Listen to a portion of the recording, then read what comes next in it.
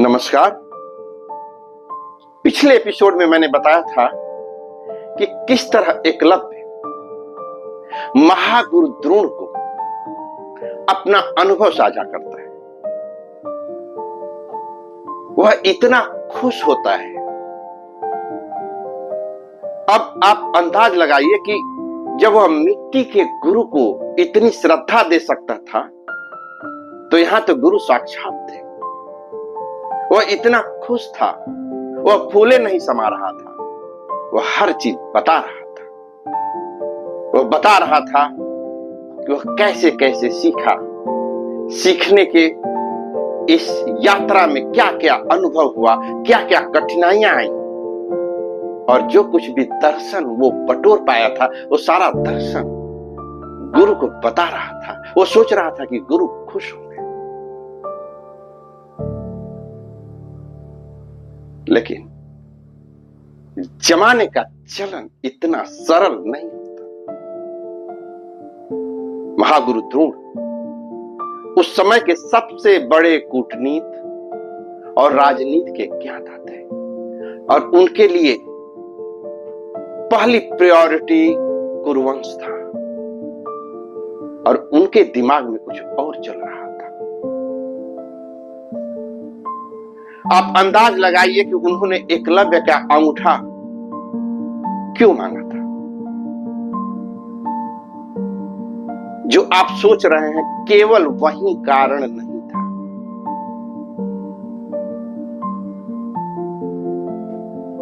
आगे की पंक्तियों में आप समझिएगा क्या क्या कारण थे, क्या क्या एकलव्य के मन में, क्या क्या गुरु द्रोणाचार्य के मन में चल रहा था। समय पट तीर से लिख कर नई रचना रचाता था। समय पट तीर से लिख कर नई रचना रचाता था। गुरु से प्राप्त वाले ज्ञान को अंगूठा दिखाता था। ये द्रोणाचार्य सोच रहे थे।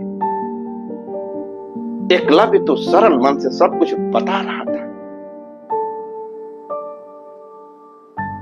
समय पट तीर से लिख कर नई रचना रचाता था। ऐसा द्रोणाचार्य के सामने कभी नहीं हुआ था कि कोई शिष्य बिना गुरु ज्ञान के इतना आगे चला गया। समय पट तीर से लिख कर नई रचना रचाता था। गुरु से प्राप्त वाले ज्ञान को अंगूठा दिखाता था। अविश्वसनीय था मगर सच था, वो दुर्लभ जीव लगता था। धनुर्धर वीर को अंगूठा दिखाता था। ऐसा द्रोणाचार्य सोचते हैं, क्योंकि उनके सामने उनके ज्यादातर शिष्य जो थे धनुर्धर ही थे, और देख रहा है कि इन सारे धनुर्धरों के बीच एक ऐसा धनुर्धर आ गया है जो इनसे बहुत आगे। अविश्वसनीय था मगर सच था, वो दुर्लभ जीव लगता था। धनुर्धर वीर को अंगूठा दिखाता था। ये द्रोणाचार्य सोच रहे हैं, और इसलिए एकलव्य का अंगूठा उनको बहुत खलता है। जो अब तक सहज ना था, उन सभी को साध डाला था। जो अब तक सहज ना था, उन सभी को साध डाला था। धनुर्विद्या की हर सीमाओं को अंगूठा दिखाता था। धनुर्विद्या की हर सीमाओं को अंगूठा दिखाता था। कुलीनों को मिले हर बढ़त को वो ध्वस्त करता था। कुलीनों को मिले हर बढ़त को वो ध्वस्त करता था। अभी तक चलन को सब तंत्र को अंगूठा दिखाता था। अभी तक चलन को हर तंत्र को अंगूठा दिखाता था। जितने कुलीन वर्ग था उस समय के, उन सभी को वह अंगूठा दिखाता था। ऐसा द्रोणाचार्य सोच रहे हैं। वो तो सरल मन से सीखा था, लेकिन द्रोणाचार्य सोच रहे हैं कि जो कुलीनों को बढ़त है, उनको गुरु की शिक्षा है, उनको हर तरह का व्यवस्था है, इन सारे तंत्र को वह ध्वंस करता है। सारे अभाव के बावजूद उनसे आगे निकल जाता है। नहीं सिखलाओगे तो क्या हुआ, हम खुद ही सीख लेंगे। नहीं सिखलाओगे तो क्या हुआ, हम खुद ही सीख लेंगे। करा कर बोध नत गुरु द्रोण को अंगूठा दिखाता था। करा कर बोध नत गुरु द्रोण को अंगूठा दिखाता था। वो इतना विनम्र था, लेकिन गुरु द्रोण को यह बोध करा दिया था कि सिखलाओगे नहीं तो हम खुद ही सीख लेंगे। और ये चीज गुरु द्रोण को अंगूठा दिखाता था। ये चीज गुरु द्रोण को सहन नहीं था। सिखाओगे नहीं तो क्या हुआ, हम खुद ही सीख लेंगे। करा कर बोध नत गुरु द्रोण को अंगूठा दिखाता था। करा कर बोध नत गुरु द्रोण को अंगूठा दिखाता था। क्या गुरु द्रोण प्रासंगिक हैं, अब ये प्रश्न उठता था। क्या गुरु द्रोण प्रासंगिक हैं, अब ये प्रश्न बनता था। हस्तिनापुर में ही गुरु शाख को अंगूठा दिखाता था। हस्तिनापुर में ही गुरु शाख को अंगूठा दिखाता था।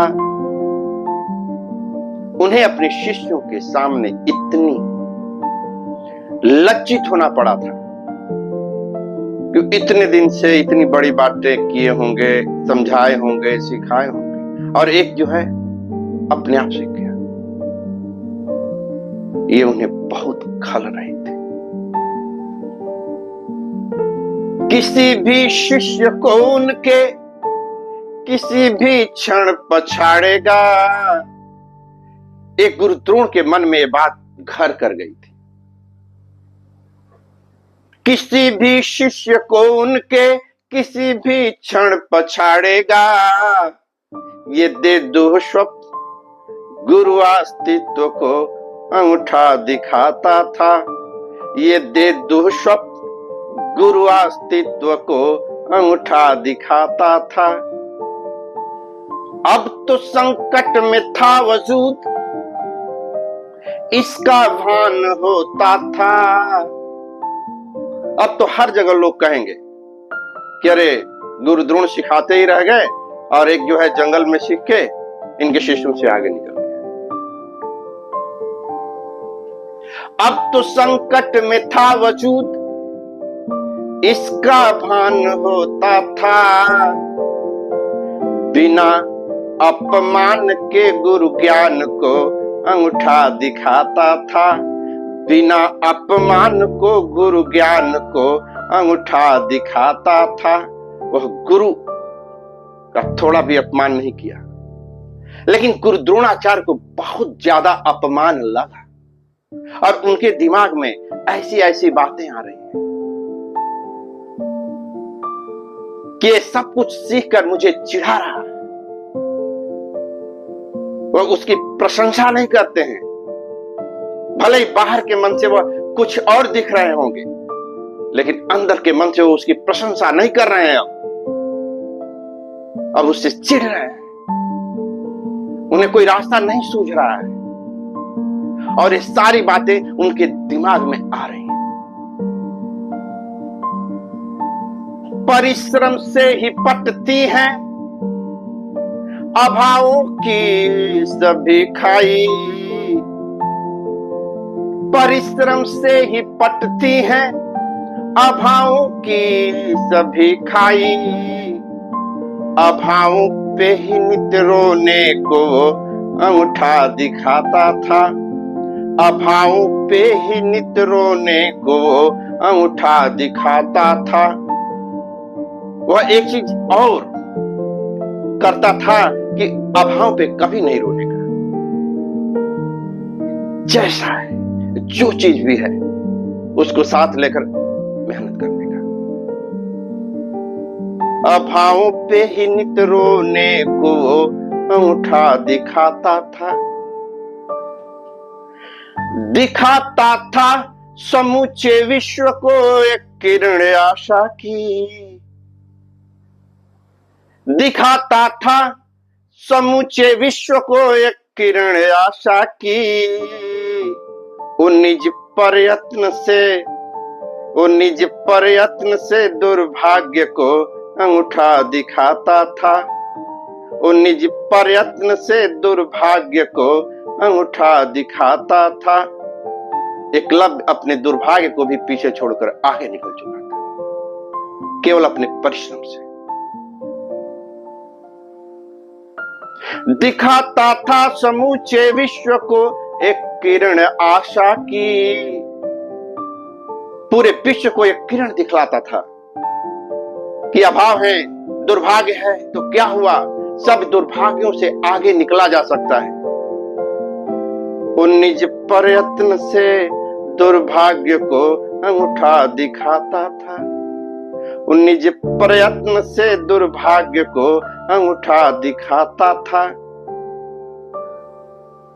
स्वयं ही ठान कर अनुष्ठान कर खुद भाग्य भी लिख कर विधाता की ये परिपाटी को भी अंगूठा दिखाता था, विधाता की भी परिपाटी को अंगूठा दिखाता था। स्वयं ही ठान कर अनुष्ठान कर खुद भाग्य भी लिख कर विधाता की भी हर परिपाटी को अंगूठा दिखाता था, विधाता की भी हर परिपाटी को अंगूठा दिखाता था। वह इस चीज से आगे निकल चुका है कि भाग्य में क्या लिखा है, स्वयं उसने ठाना था, उसका अनुष्ठान किया था और अपना भाग्य भी लिखा था। वो अंगूठा चुभ रहा था द्रोण के चेहन में कांटे सा, वो अंगूठा चुभ रहा था द्रोण के चेहन में कांटे सा। विशेषित ज्ञान गुरु को तुच्छ कर अंगूठा दिखाता था, विशेषित ज्ञान गुरु को तुच्छ कर अंगूठा दिखाता था। एकलव्य गुरु द्रोण को चुभ रहा था, उनको एकलव्य का होना ठीक नहीं लग रहा था। महज गुरु ज्ञान तो सोपान है पर अंत है इसका, गुरु का ज्ञान तो एक सीढ़ी के समान है लेकिन कहीं ना कहीं इसका अंत जरूर है। महज गुरु ज्ञान तो सोपान है पर अंत है इसका, नए नित्य ज्ञान का अन्वेष उम्र पर्यंत है जिसका, नए नित्य ज्ञान का अन्वेष उम्र पर्यंत है जिसका, जो उम्र भर नए नए ज्ञान को खोजते रहते हैं। वो गुरु के दिए हुए ज्ञान के बियॉन्ड चले जाते हैं, बहुत आगे चले जाते हैं। वो उन संभावनाओं को जगा